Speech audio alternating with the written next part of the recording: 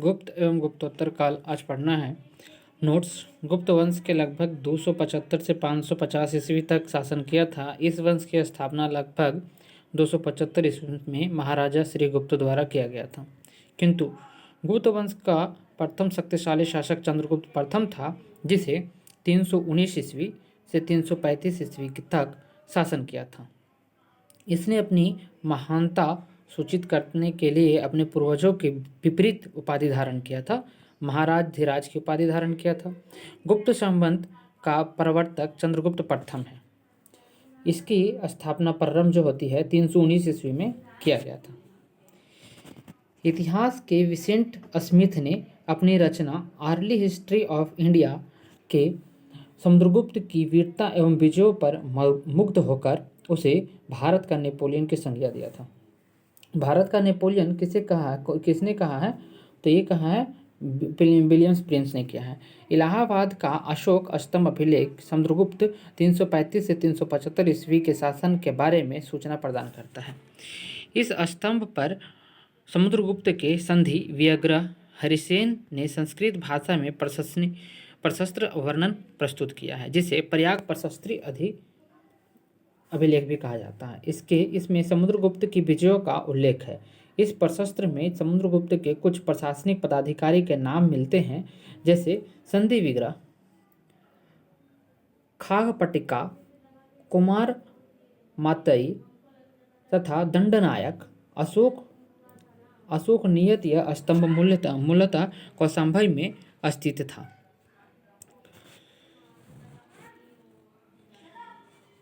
जिसे अकबर ने इलाहाबाद में स्थापित किया था। अशोक जब इसको बनाया था तो ये कौशाम्बी में था, अकबर ने इसे इलाहाबाद में बनाए थे। ठीक है, अकबर ने इसे इलाहाबाद में बनाया। जहांगीर के आदेश पर तथा बीरबल का भी उल्लेख है। इस स्तंभ में जहांगीर के आदेश और बीरबल का भी उल्लेख मिलता है। किसमें? तो ये प्रयाग प्रशस्त्री अभिलेख में। गुप्त शासक चंद्रगुप्त द्वितीय विक्रमादित्य द्वितीय 375 से लेकर 415 ईस्वी तक का शासन, अन्य नाम देवगुप्त भी मिलता है इसका, चंद्रगुप्त द्वितीय का। इसका प्रमाण साची एवं बकाटक अभिलेख से मिलता है। साची के अभिलेख और बकाटक के अभिलेख से इसका प्रमाण मिलता है। ठीक है, उसने अपना नाम देवराज एवं देवश्री भी रखा है। कौन? ये अशोक के बारे में कह रहा है। महरौली लेख के अनुसार चंद्रगुप्त द्वितीय ने विष्णुपद पर्वत पर विष्णुध्वज का स्थापना किया था। विष्णुपद पर्वत था, उस पर विष्णुध्वज की स्थापना किया था। किसने? चंद्रगुप्त द्वितीय ने किया था। दिल्ली में महरौली नामक स्थान पर महरौली लौह स्तंभ लेख का प्राप्त होता है, जो वर्तमान में कुतुब मीनार के समीप, कुतुब मीनार यदि देखने जाएंगे उसके समीप में इसको रखा हुआ है। इससे चंद्र नामक किसी राजा की उपलब्धि का वर्णन किया गया। देखो, चंद्र नामक राजा की उपलब्धि का वर्णन किसमें है? तो लौह स्तंभ अभिलेख में है, जिसका समीकरण गुप्त वंशीय शासक चंद्रगुप्त द्वितीय ने किया था। ठीक है, नेक्स्ट आइए।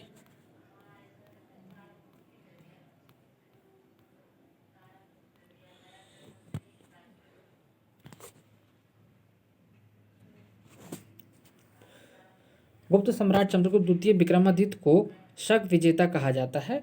पश्चिम भारत के अंतिम राजा शक रुद्रमसिंह तृतीय को, किसको? रुद्रमसिंह तृतीय को उसने हराया था। ठीक है, विक्रमादित्य ने 5वीं सदी के प्रथम दशक में परास्त कर पश्चिमी भारत के शाक सत्ता का उन्मूलन कर दिया। शकों को हराने के कारण चंद्रगुप्त विक्रमादित्य का एक उपाधि जो था सकीरा भी कहा जाता है, सकारी भी कहा जाता है। किस लिए? कि शकों को हराया था। उसने इस उपलक्ष्य में चांदी के सिक्के चलवाए थे। किसने? चंद्रगुप्त द्वितीय ने। चांदी के सिक्के को गुप्त काल के रूपिका के नाम से जाना जाता था। उसे रूपिका या रूपिक कहा जाता था।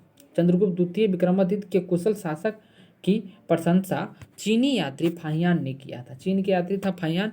इसने इसमें बताया है कि नवरत्नों की प्रसिद्धि सर्वकालीन रही है, और नवरत्नों में से जो था ये बताया है कि नवरत्नों की प्रसिद्धि जो सर्वकालीन रही है। नवरत्नों के उत्कृष्ट महाकवि कालिदास थे। अगले कर्म पर महान चिकित्सक धन्वंतरी थे।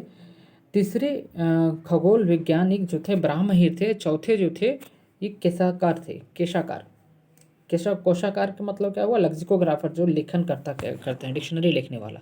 अमर सिंह थे पाँचवें वास्तुकार। शंकु, अमर सिंह जो थे वास्तुकार थे, ठीक है। पाँचवें वास्तुकार जो शंकु एवं छठे रत्न फलित ज्योतिष में विश्वास रखने वाले छन्नप थे, इसको छन्नप कहा जाता था।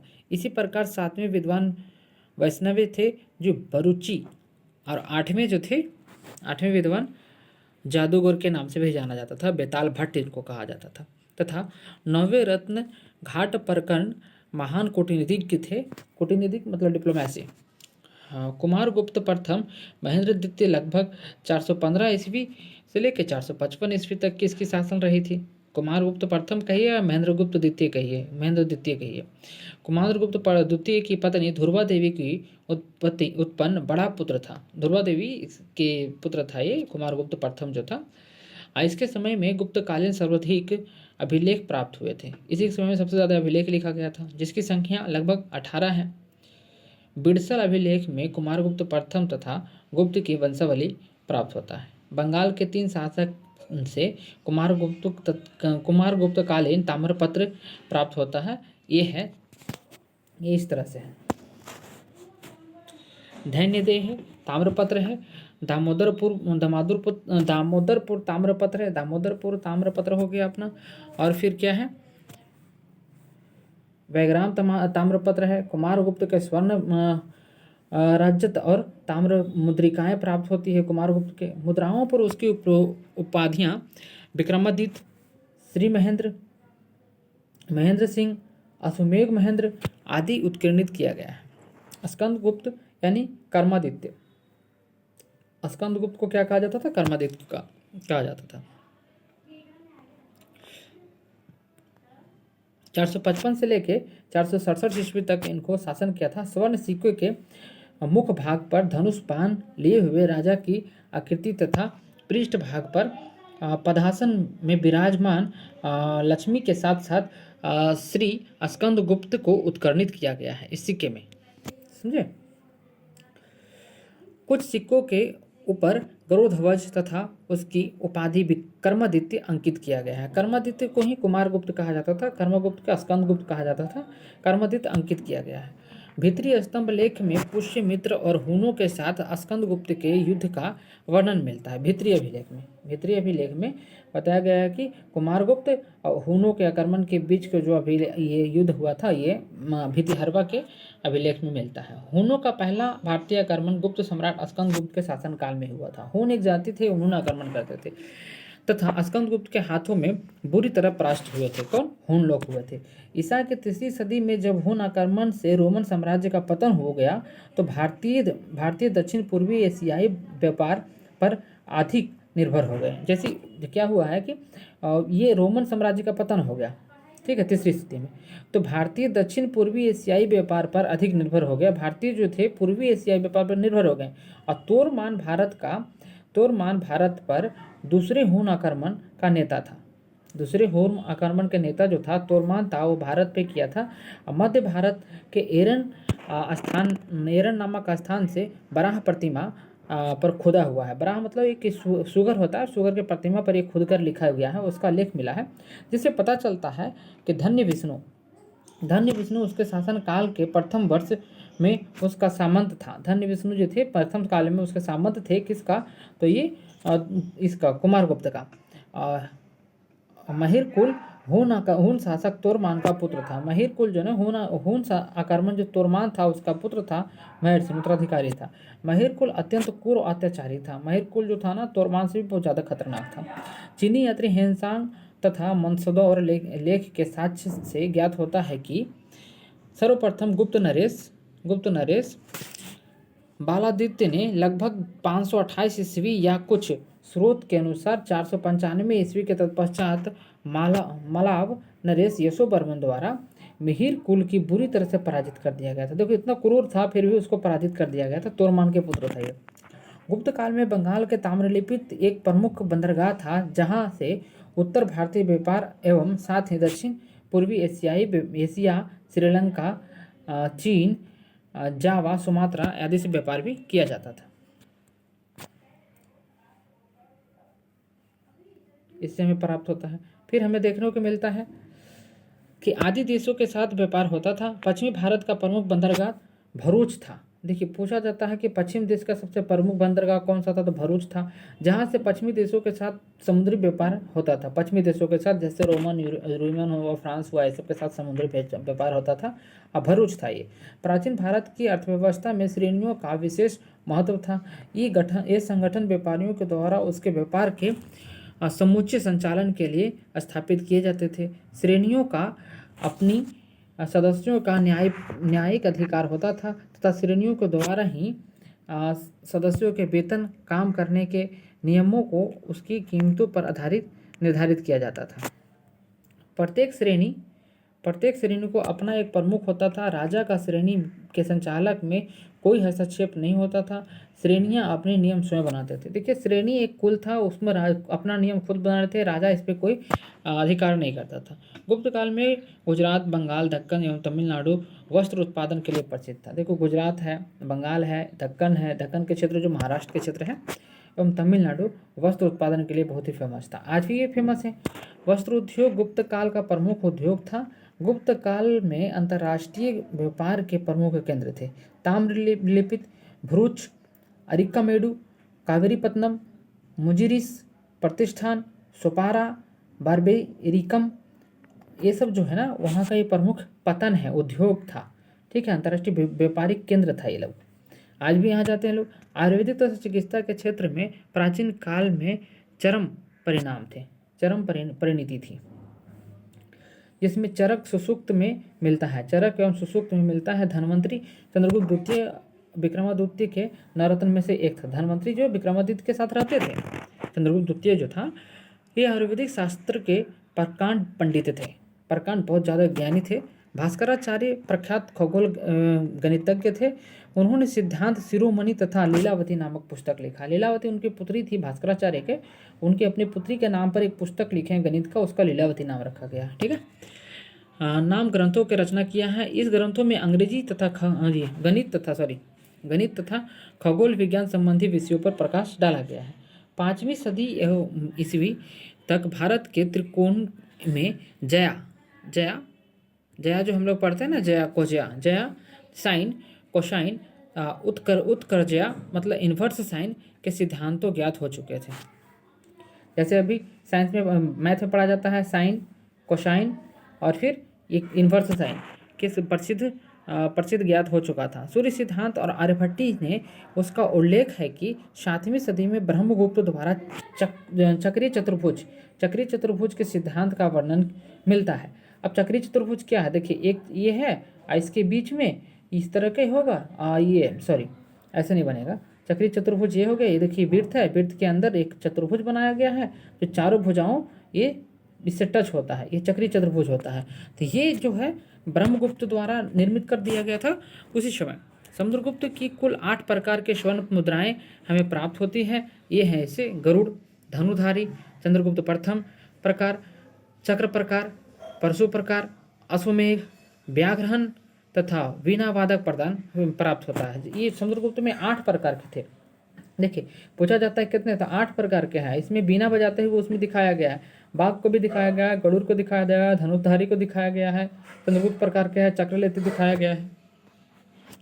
गुप्त काल के स्वर्ण मुद्रा के दिनार कहा जाता था। चीनी यात्री फाहियान के अनुसार लोग दैनिक क्रय विक्रय के लिए कौड़ियाँ का प्रयोग किया करता था। गुप्त काल के सिक्के उत्तर प्रदेश, बिहार, बंगाल, मध्य प्रदेश, राजस्थान, उड़ीसा में पाए जाते हैं। सिक्कों का सबसे प्रसिद्ध प्राप्ति स्थल राजस्थान के भरतपुर में मिला है। ये सबसे ज़्यादा सिक्का मिला है। इसके द्वारा जारी किए गए चांदी के सिक्के रूपक कहलाते थे। गुप्त शासकों में चंद्रगुप्त प्रथम द्वारा सर्वप्रथम सिक्के जारी किए गए थे। सती प्रथा का प्रथम अभिलेख साक्ष्य एरन से प्राप्त हुआ है। यह अभिलेख 510 ईस्वी का है।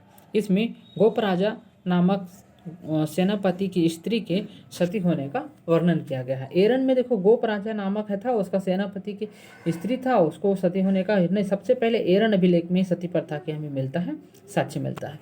गुप्त साम्राज्य के पतन के बाद हून आक्रमण, प्रशासन का सामंतीय ढांचा आदि गुप्त काल के नगर कर्मित पतन की ओर अग्रसर हुए।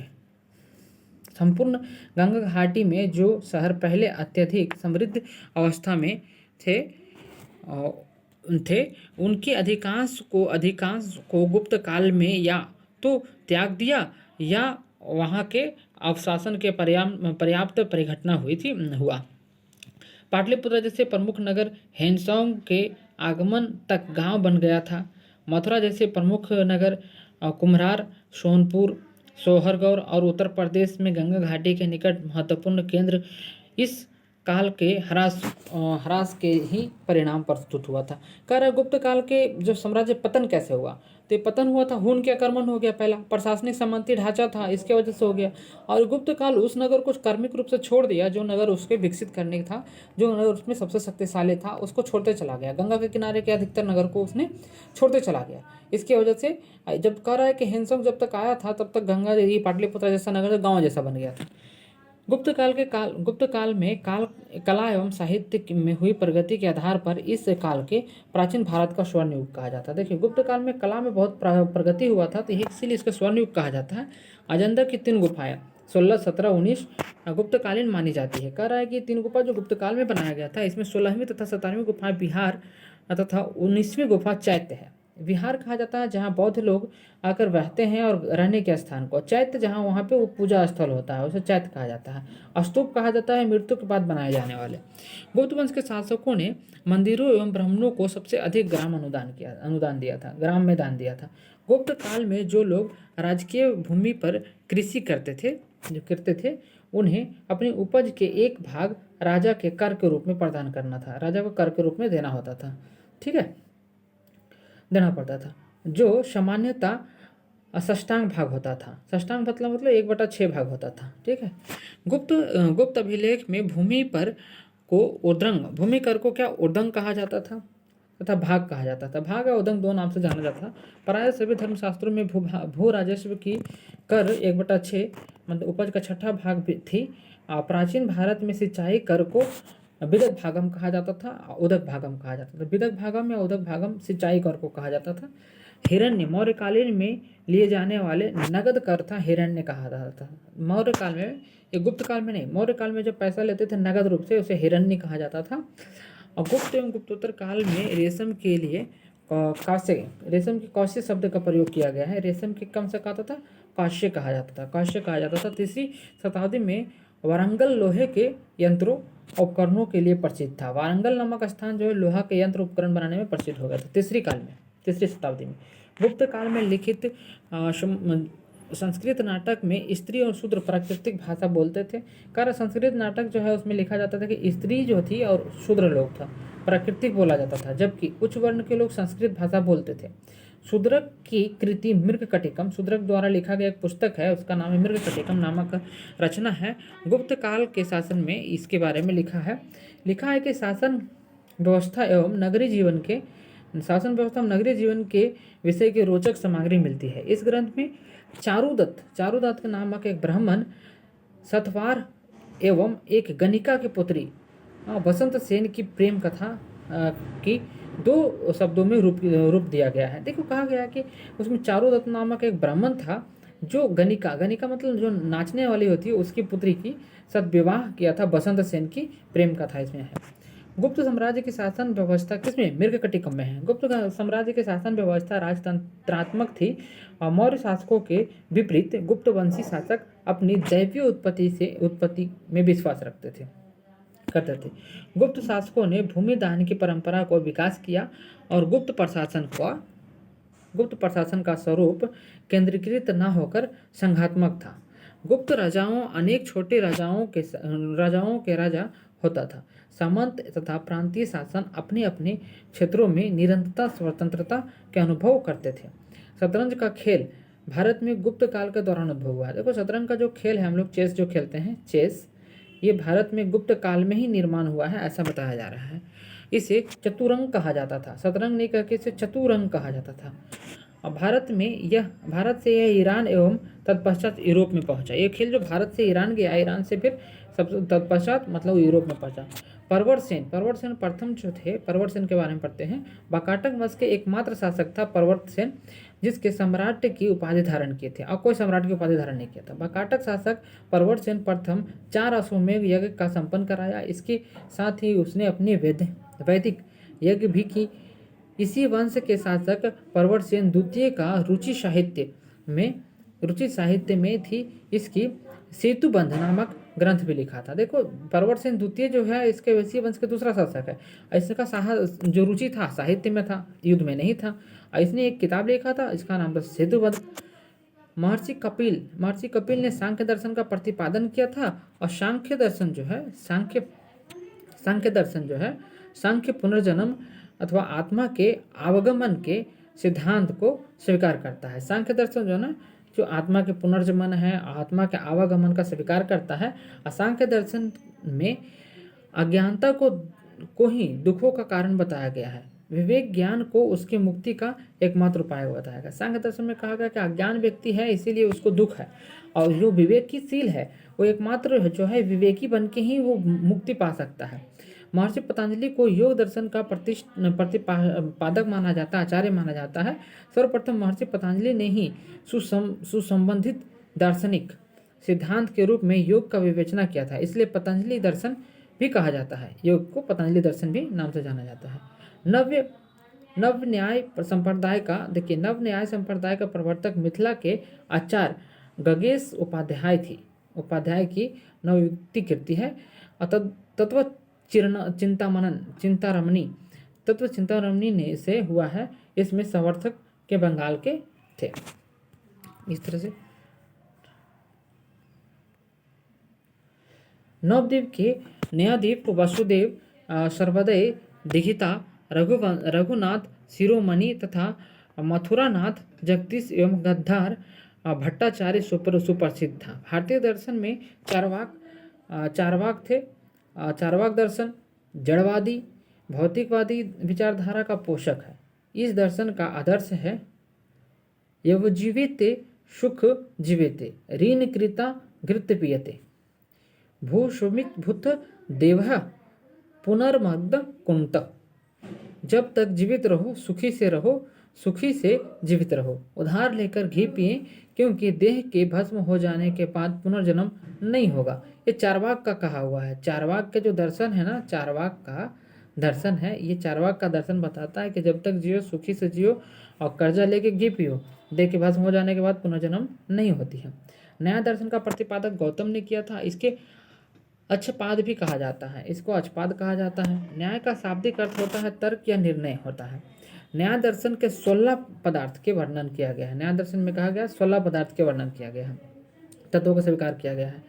न्याय दर्शन का मूल ग्रंथ गौतम कृति न्याय सूत्र लिखा गया है। कर्म के सिद्धांत मीमांसा दर्शन से संबंधित है। इसे पूर्व मीमांसा, कर्म मीमांसा या धर्म मीमांसा के नाम से भी जाना था। कर्म के सिद्धांत जो है पूर्व मीमांसा कह दीजिए, धर्म मीमांसा कह दीजिए, कर्म मीमांसा कह दीजिए। जैमिनी ने पूर्व मीमांसा का प्रतिपादन किया था। जैमिनी नामक व्यक्ति था जो पूर्व मीमांसा के लिखा है। मीमांसा के प्रखर एवं उद्भट आचार्य कुमारिल भट्ट को, जिसकी गणना भारतीय दार्शनिक के अमूर्त आचार्यों में से किया जाता। अमूर्त मतलब होता था महत्वपूर्ण, बहुत ही प्रमुख आचार्यों में से किया जाता था, और जिन्होंने अपने प्रमुख तर्कों से बौद्ध धर्म तथा दार्शनिक का खंडन करके वैदिक धर्म तथा दर्शन को पुनः प्रतिष्ठित किया था। पूर्व मीमांसा और वेदांत के बीच की श्रृंखला माना जाता है। पूर्व मीमांसा वेदांत के बीच की श्रृंखला माना जाता है। ठीक है। मीमांसा दर्शन वेद के शाश्वत सत्य मानता है। अपूर्व मीमांसा दर्शन में वेद के कर्मकांड भाग पर विचार किया गया है, और उत्तर मीमांसा में वेद के ज्ञान कांड भाग का विचार किया गया है। देखिए, पूर्व में किया गया है दर्शन पे और उत्तर में किया गया है ज्ञान कांड पे। ठीक है। मीमांसा का वेदांत, न्याय, वैश्विक तथा सांख्य का योग है। भारतीय दार्शनिक के भाग वेद की मान्यता देने के कारण ही सांख्य, योग, न्याय, वैश्विक, पूर्व मीमांसा और वेदांत षड दर्शन अस्तित्व दर्शन कहे जाते हैं। इसे प्रेरणाघोतक कपिल, पतंजलि, गौतम, कन्नाद, जैमिनी और बदरायन थे। वेदांत दर्शन के भारतीय विचारधारा के प्राकांक्षता माना जाता है। वेदांत का शाब्दिक अर्थ होता है वेदों का अंत या वैदिक विचारधारा की प्रकाष्ठा। वेदांत दर्शन के 3 आधार है। वेदांत दर्शन के 3 आधार हैं। कौन कौन से हैं? तो इसका 3 आधार, एक उपनिषद है, ब्रह्मसूत्र है, उपनिषद हो गया, ब्रह्मसूत्र हो गया और भगवद गीता हो गया। इन्हें वेदांत दर्शन का प्रशासनायतिक कहा जाता है। कई सूत्र वेदों के आधार पर उनके कई उप प्रदर्शनता दंता एवं उसके प्रवर्तक जैसे जैसे जैसे शंकराचार्य एवं का अद्वैतवाद, रामानुज का विशिष्ट द्वैतवाद, माधवाचार्य का द्वैतवाद का है। शंकराचार्य कौन है? अद्वैतवाद।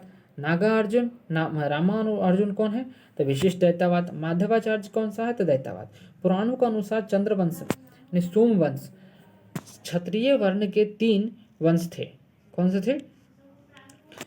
2 सूर्यवंशी और 1 अग्निवंशी थे। चंद्रवंशी शासक के मूल स्थान त्रेता युग में प्रयाग था, परंतु प्रलय के पश्चात द्वापर युग में चंद्रवंशी सवर्ण में प्रतिष्ठानपुर, वर्तमान झुंसी इलाहाबाद में, झांसी रहना चाहिए, झूसी लिख दिया, झांसी इलाहाबाद में राजधानी के स्थापना की गई है। अग्निकुल के राजपूतों का सर्वाधिक प्रसिद्ध प्रतिहार वंश था। गुजरों की शाखा से संबंधित होने के कारण इतिहास में इन्हें गुज्जर प्रतिहार वंश के नाम से भी जाना जाता है। गुज्जर जाति का प्रथम उल्लेख पुलकेशिन द्वितीय के एहोल अभिलेख में मिलता है। सबसे पहला उल्लेख इसको मिलता है पुलकेशिन द्वितीय के एहोल अभिलेख में, गुज्जर जाति का। वानभट्ट के हर्षचरित्र में भी गुज्जर का उल्लेख मिलता है। गुज्जर प्रतिहार वंश का स्थापना नागभट्ट प्रथम 730 ईस्वी से लेकर 756 ईस्वी में किया था। ग्वालियर अभिलेख से पता चलता है कि उसके मल्लेच शासक की विशाल सेना को नष्ट कर दिया, जो संभवतः सिंध का अरब शासक था, ये बताया जा रहा है। फिर नेक्स्ट देखिए, नेक्स्ट कह रहा है नागभट्ट ने अरब के आक्रमण के पश्चात भारत की रक्षा भी की थी। राष्ट्रकूट वंश की स्थापना 736 ईस्वी में दंती दुर्ग ने की। इसमें मान्यखेट में अपनी राजधानी बनाई। दंती दुर्ग से संबंधित कहा जाता है कि उज्जैनी में इसे हिरण्यगर्भ महादान यज्ञ करवाया था। कौन? दंती दुर्ग। राष्ट्रकूट तथा अमोघवंश प्रथम का जन्म 800 ईस्वी में नर्मदा नदी के किनारे श्री भवन नामक स्थान पर सैनिक छावनी में हुआ था। इस समय उनके पिता राष्ट्रकूट शासक गोविंद तृतीय उत्तर भारत के सफल अभियानों के साथ वापस लौटे थे। मौखरी गुप्त के सामंत थे, जो मूलतः गया के निवासी थे। मूलतः कहाँ के निवासी थे? गया के निवासी थे। मौखरी वंश के शासक ने अपनी राजधानी कन्नौज बनाई थी। इस शासक का प्रमुख शासक हरिवर्मन, आदित्य वर्मन, ईशान वर्मन, शरवंत्र वर्मन, ग्राह वर्मन थे। हर्ष के समय में विस्तृत सूचना उसके दरबारी कवि वाण्यभट्ट से प्राप्त होता है, हर्षचरित्र से लिखा गया किताब से। इसकी जुड़ी कुछ सूचनाएं कलहन की कृति राजतरंगिणी से भी मिलती है। हर्ष के बारे में कह रहा है। चीनी स्रोतों से पता चलता है कि हर्ष एक राजश्री दोनों एवं कन्नौज के राज सिंहासन पर बैठते थे। हर्ष ने अपनी राजधानी थानेश्वर से कन्नौज हस्तांतरित कर लिया था, ताकि वहां राजधानी राजश्री के प्रशासन कार्यों में पूरी सहायता प्रदान कर सके। अन्य धर्मों से महायान की उत्कृष्टता सिद्ध करने के लिए हर्ष ने कन्नौज में विभिन्न धर्मों के सांप्रदायिक एवं आचारों की एक विशाल सभा बुलवाई थी। चीनी साक्ष्यों के अनुसार इस सभा में 20 देशों के राजा अपने देशों के प्रसिद्ध ब्राह्मण, शर्मनों, सैनिकों, राजपुरुषों आदि के साथ उपस्थित हुए थे, ये बताया जा रहा है। इस सभा की अध्यक्षता हेनसोंग ने किया था। हेनसोंग खुद इसकी अध्यक्षता करते हैं। साथ ही हर्ष के समय में प्रति 5वें वर्ष प्रयाग के संगम क्षेत्र में एक समारोह का आयोजन किया जाता था, जिसे महामोक्ष परिषद कहा जाता था। हेनसोंग के स्वयं 6ठे समारोह में उपस्थित हुए थे। इसमें 18 देशों के राजा सम्मिलित हुआ था। हर्ष के विजय के फलस्वरूप उसके राज्य की पश्चिमी सीमा नर्मदा नदी तक फैल गया था। नर्मदा नदी तक यानी गुजरात तक। उधर पुलकेशिन द्वितीय भी उत्तर की ओर राज्य का विस्तार कर रहा था। ऐसी स्थिति में दोनों के बीच युद्ध अश्वसंभावी हो गया था। फलतः नर्मदा नदी के तट पर दोनों के बीच युद्ध हुआ, जिसे पुलकेशिन द्वितीय ने हर्ष को पराजित कर दिया और पुलकेशिन द्वितीय की एहोल प्रशस्त्री एवं हेनसोंग की विवरण इस युद्ध की साक्ष्य बनता है। हर्षवर्धन के समय की सर्वप्रमुख घटना चीनी यात्री हेनसोंग के भारत आगमन था। उन्होंने तंग शासकों की राजधानी चगन चीन में भारतीय के लिए चीन से भारतवर्ष के लिए 629 ईस्वी में प्रशस्त्र किया था। उसने अपनी राजधानी अपनी भारत यात्रा के दौरान उसने एक ग्रंथ लिखा जिसे संयुक्ति कहा जाता है। उसने भीनमाला देखिए यात्रा की कहानी है, संयुक्ति जो है ना यात्रा की कहानी है, ना कि इसमें अपने कोई किताब है। भीनमाला की यात्रा की थी। इसे यात्रियों का राजकुमार कहा जाता था। किसको? हेनसोंग को। हेनसोंग के अनुसार सड़कों पर आवागमन पूर्णतः सुरक्षित नहीं था। अपराध अथवा निर्दोष सिद्ध करने के लिए अग्नि, जल, विष आदि द्वारा दृढ़ परीक्षा लिए जाते थे। इसके अनुसार व्यापारिक मार्गों, कष्टों, विक्रय वस्तु और आदि पर भी कर लगाए गए थे, जिससे राज्य के पर्याप्त धन प्राप्ति होती थी। हेनसोंग चीन के तंगी वंशी शासक ताई चुंग का समकालीन था। चीन में तंगी वंशी का शासन काल था ताई चुंग, उसका समकालीन था। इसी के राज्य पर नागरिक था। 337 ईस्वी में हेनसोंग नालंदा विश्वविद्यालय गया। इस समय यहाँ के कुलाधिपति जो है शिलभद्र थे। हेनसोंग के अनुसार मथुरा उस समय सूती वस्त्र का प्रसिद्ध केंद्र हुआ करता था, जबकि वाराणसी रेशम वस्त्र का प्रसिद्ध केंद्र हुआ करता था।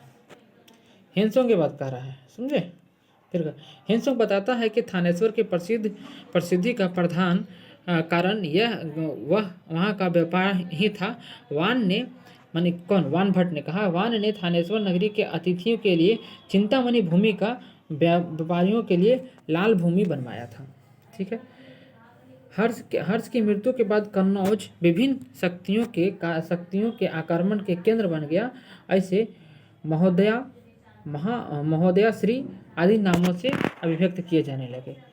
अतः इस पर अधिकार करने के लिए 8वीं सदी की 3 बड़ी शक्तियां पाल वंश, गुर्जर प्रतिहार वंश और राष्ट्रकूट वंश की त्रिकोणीय श्रृंखला चलती है, जो 8वीं-9वीं शताब्दी में उत्तर भारत के इतिहास का सर्वाधिक महत्वपूर्ण घटना माना जाता है। इस घटना के अंततः प्रतिहार वंश को सफलता मिलता है।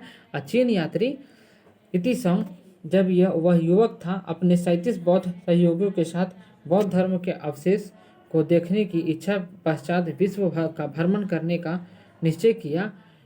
वह दक्षिण के समुद्री मार्ग से होकर भारत आया। सुमात्रा होते हुए वह चीन वापस लौट गया। प्राचीन काल के चीन लेखक ने भारत का उल्लेख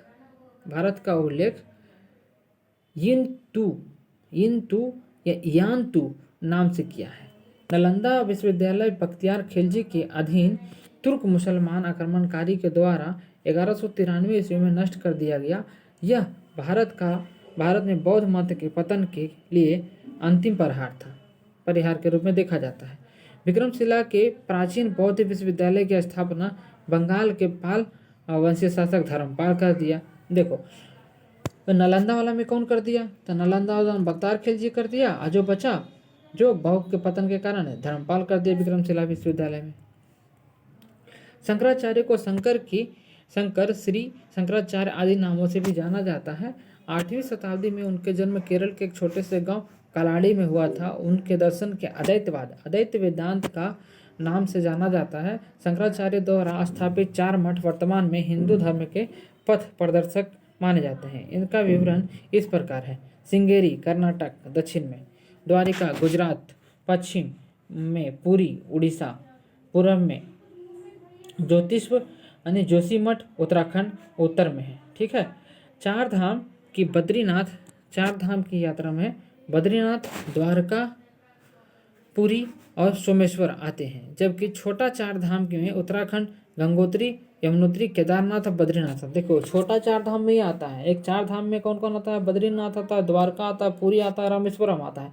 तो 2 को 4 धाम है। एक 4 धाम ये है, ठीक है, बद्री वाला हो गया 1, द्वारका 2, पुरी 3 और रामेश्वरम 4। ठीक है। और दूसरा देखो एक ये हो गया, दूसरा कौन हो गया? देखो यहाँ लिखा है कि छोटा 4 धाम हो गया गंगोत्री, यमुनोत्री, केदारनाथ और बद्रीनाथ। इस तरह से क्वेश्चन समाप्त होता है। Thank you, thank you. Like कर दीजिएगा चैनल को, शेयर कर दीजिएगा और सब्सक्राइब कर लीजिएगा। थैंक यू दोस्तों।